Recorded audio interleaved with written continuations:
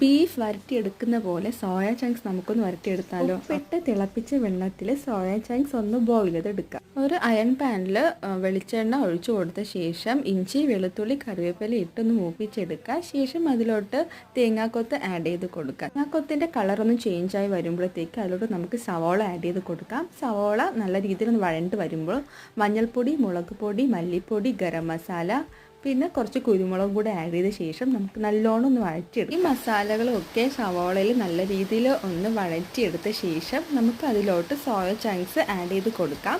Soya chunks add ചെയ്ത ശേഷം നമുക്ക് കുറച്ച് ഉപ്പും കൂടെ ആഡ് ചെയ്ത് കൊടുക്കാം കേട്ടോ. വെള്ളവും കൂടി ഒഴിച്ച് കൊടുത്ത് നല്ല രീതിയിലൊന്ന് വഴറ്റിയെടുക്കുക.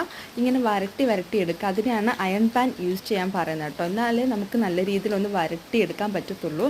ഇപ്പോൾ സോയ ചങ്ക്സിൻ്റെ കളറൊക്കെ ചേഞ്ചായി ബീഫ് വരട്ടിയതുപോലെ കളർ വന്നിട്ടുണ്ട്. അപ്പോൾ ട്രൈ ചെയ്യാത്തവരുണ്ടെങ്കിൽ ട്രൈ ചെയ്ത് നോക്കുക. Thank you for watching.